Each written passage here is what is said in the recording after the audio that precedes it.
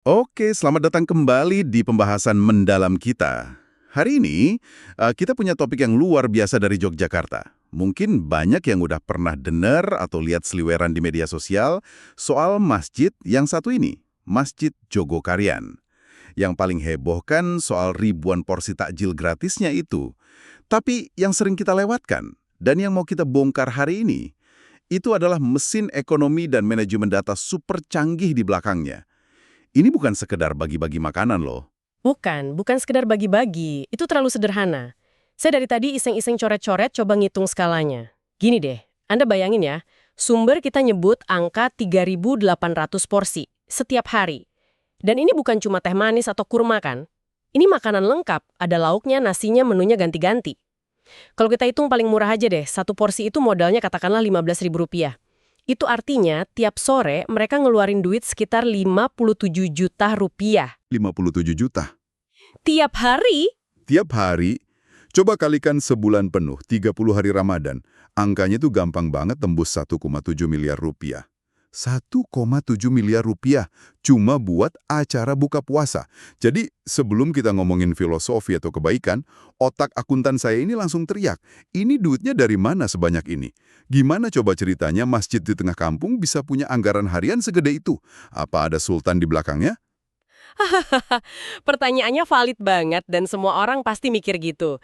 Tapi jawabannya bukan karena ada satu donatur raksasa, tapi karena sebuah keajaiban manajemen komunitas. Kuncinya itu ada di satu filosofi yang radikal banget. Ini dipopulerkan oleh almarhum Ustadz Muhammad Jazir. Filosofinya saldo 0 rupiah. Tunggu. Saldo nol. Itu kan mimpi buruk buat manajer keuangan manapun. Maksudnya, kas mereka selalu kosong gitu di akhir hari. Nggak bahaya itu. Jadi, anggap aja obrolan kita hari ini itu kayak kunjungan audio ke Jogja. Kita mau bedah gimana sebuah masjid bisa bikin pesta rakyat tiap sore, sekaligus jadi motor ekonomi satu kampung. Oke, kita mulai dari suasananya dulu ya, biar kebayang. Coba bayangin deh, tiap jam 4 sore di bulan puasa, jalan Jogokarian di depan masjid itu ditutup total. Aspal yang tadinya panas, penuh motor mobil, dalam sekejap itu disulap jadi, ya bisa dibilang, meja makan terpanjang se-Indonesia. Tikar digelar di sepanjang jalan, dan ribuan orang, dari mana aja, duduk lesehan rapi. Warga lokal, anak kos, turis, bahkan banyak juga non-muslim yang ikut. Nggak ada sekat, nggak ada kursi VIP, semua sama. Nah, ngelola 3.800 orang di ruang terbuka gitu aja udah pusing loh. Pasti ada potensi rusuh, desak-desakan, apalagi ini urusannya makanan gratis. Biasanya kan orang cenderung rebutan kan. Gimana mereka bisa mastiin semua dapat dengan tertib? Nah, ini dia bagian yang paling sinematik dan jadi ciri khas mereka. Mereka punya sistem distribusi yang legendaris, namanya piring terbang. Jadi kira-kira 15-20 menit sebelum azan maghrib, puluhan relawan, kebanyakan anak-anak muda masjid, langsung beraksi. Mereka bikin barisan panjang gitu dari titik distribusi makanan. Dan mereka pakainya piring kaca kan? Saya baca itu. Aneh juga ya. Kenapa ambil resiko pecah, repot nyucinya, bukannya lebih praktis pakai kotak nasi aja? Pertanyaan bagus, dan itu sengaja banget. Pertama, ini komitmen mereka buat mengurangi sampah.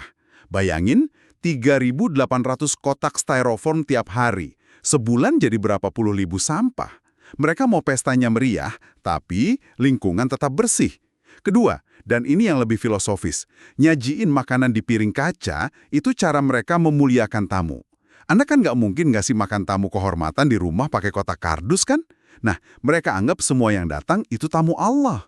Oke, masuk akal. Terus proses terbangnya itu gimana?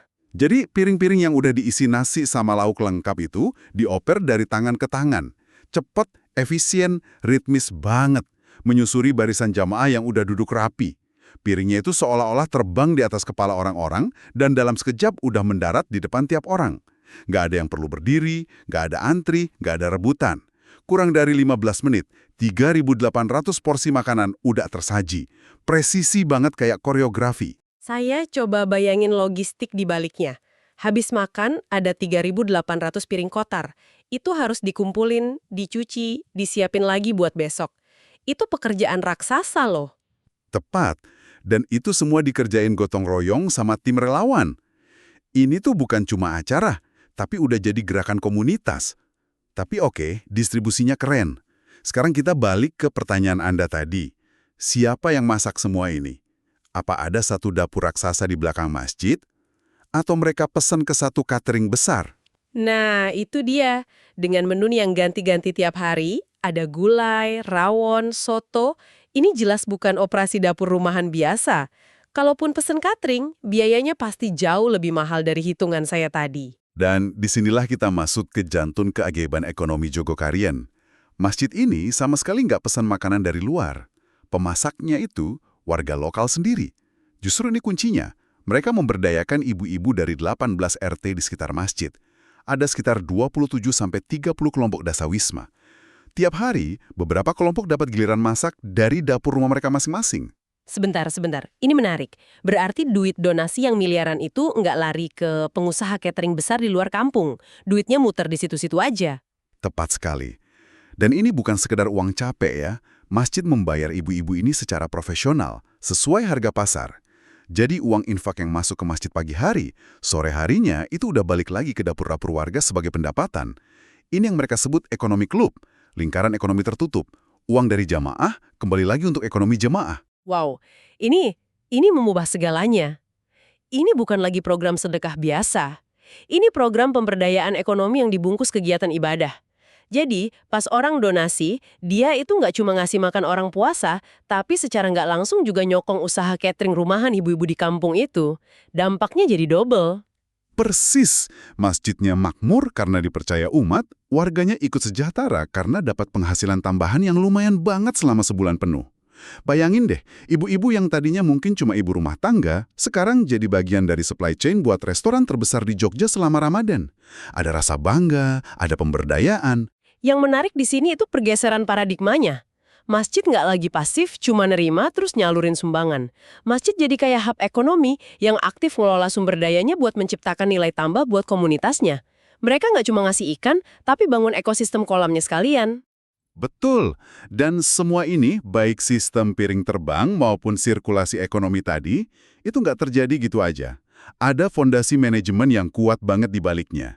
Namanya manajemen masjid berbasis jamaah. Dan ini bukan cuma slogan, mereka punya alat yang spesifik dan kuat buat ngejalanin ini. Peta dakwah. Peta dakwah.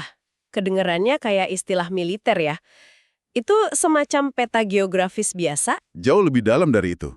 Ini hasil dari sensus atau pemetaan sosial dari rumah ke rumah. Mereka punya data yang detail banget tentang tiap keluarga di wilayah mereka. Mereka tahu persis di rumah nomor berapa ada warga yang miskin, siapa yang lagi sakit, siapa yang belum pernah ke masjid. Data, tapi dikumpulin secara manual dan personal. Grassroots data collection. Pantesan program mereka bisa tepat sasaran.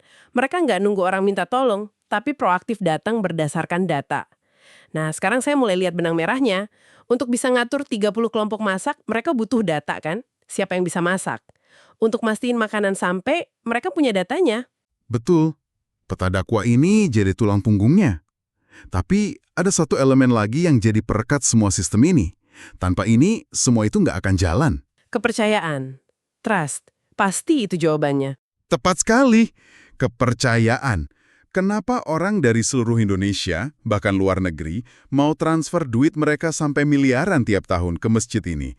Jawabannya simpel, karena mereka lihat hasilnya langsung, nyata, dan instan. Ada transparansi radikal di sana.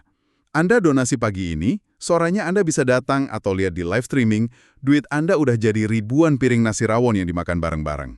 Nah, disinilah perspektif saya sebagai orang yang selalu lihat angka benar-benar bergeser.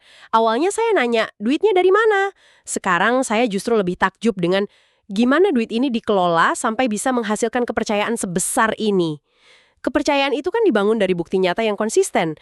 Ketika donatur lihat dananya dikelola efektif, transparan, dan dampaknya berlapis, ya aliran donasi itu akan terus datang. Benar. Dan ini membawa kita balik ke filosofi saldo 0 rupiah tadi. Awalnya kedengeran nekat kan? Sangat nekat. Buat orang yang mikirin manajemen resiko, nggak punya dana darurat atau simpanan, itu kayak, gila, gimana kalau tiba-tiba ada kebutuhan mendesak? Atap masjid bocor, sound system rusak, butuh puluhan juta. Kalau saldonya 0, mau pakai duit apa? Pertanyaan itu juga yang dijawab oleh Ustadz Jazir. Logikanya gini, Aset terbesar masjid itu bukan duit di bank, tapi kepercayaan jamaah. Selama kepercayaan itu ada, duit akan selalu datang pas dibutuhkan. Dan cara terbaik buat memupuk kepercayaan, ya dengan bikin duit itu terus berputar dan dirasakan manfaatnya. Uang yang ngendap di bank itu nggak menghasilkan apa-apa, tapi uang yang diputar jadi makanan dan pendapatan itu menghasilkan kepercayaan yang nilainya tak terhingga. Jadi saldo nol itu bukan berarti nggak punya uang sama sekali, tapi lebih ke filosofi cash flow. Uang harus ngalir terus. Tepat, dan ada satu contoh paling ekstrim dari komitmen mereka ini, yang menurut saya benar-benar di luar nalar. Ini soal filosofi mereka sebagai pelayan tamu Allah. Oh iya, saya juga baca bagian itu. Ini yang soal ganti barang hilang kan? Betul, ini bagian favorit saya. Di Masjid Jogokarian ada kebijakan resmi. Kalau ada sandal jamaah yang hilang di area masjid, takmir akan langsung ganti dengan yang baru. Handphone hilang, mereka ganti. Bahkan, dan ini puncaknya, kalau ada motor jamaah yang hilang di parkiran masjid, takmir akan tanggung jawab penuh dan menggantinya. Itu gila, ganti satu motor itu bisa puluhan juta. Bukannya itu rugi besar buat kas masjid. Kalau dari kacamata akuntansi biasa, mungkin iya. Tapi dari kacamata investasi kepercayaan, itu jenius. Biaya ganti satu motor mungkin 20 juta. Tapi berita tentang masjid yang berani tanggung jawab sebesar itu nyebar kemana-mana. Nilai kepercayaan yang mereka dapat bisa bernilai miliaran dalam bentuk donasi dan loyalitas. Jadi itu bukan kerugian, tapi biaya marketing paling efektif. Saya paham sekarang. Kebijakan itu adalah penegasan paling kuat dari semua filosofi mereka. Mereka nggak cuma ngomong, tapi buktiin dengan tindakan yang punya resiko finansial nyata. Dan itu pada akhirnya menjawab pertanyaan saya di awal. Uang itu datang dari kepercayaan. Dan kepercayaan dibangun dari pelayanan radikal kayak gini. Jadi, kesimpulannya Jogokarian itu bukan cuma fenomena bagi-bagi takjil. Ini sebuah ekosistem utuh yang kompleks. Dibangun di atas fondasi manajemen modern berbasis data, model pemberdayaan ekonomi lokal, dan yang paling utama, kepercayaan yang dipupuk dengan pelayanan tanpa kompromi. Saya setuju 100%. Dan ini sekaligus jadi kritik tajam buat kita semua kan? Buat apa sebuah masjid punya saldo kas miliaran yang cuma parkir di bank, sementara di sekitarnya masih ada tetangga yang susah makan, atau anak muda yang butuh modal usaha. Jogokarian nunjukin kalau nilai sejati itu bukan di asetnya, tapi di dampaknya. Nah, kami penasaran nih, buat Anda yang dengerin, mungkin ada yang pernah merasakan langsung buka puasa di Jogokarian. Merasakan langsung piringnya terbang ke hadapan Anda. Kami pengen banget dengar cerita Anda. Coba deh bagikan di kolom komentar.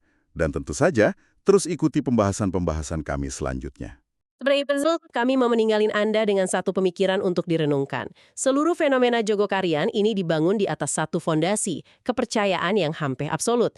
Jika sebuah komunitas berani ambil resiko finansial ganti motor yang hilang demi menjaga kepercayaan itu, pertanyaannya sekarang bukan lagi soal dari mana uangnya. Pertanyaannya berbalik ke kita. Seberapa besar keberanian kita untuk mulai membangun kepercayaan di komunitas kita masing-masing, dimulai dari tindakan nyata yang paling sederhana sekalipun.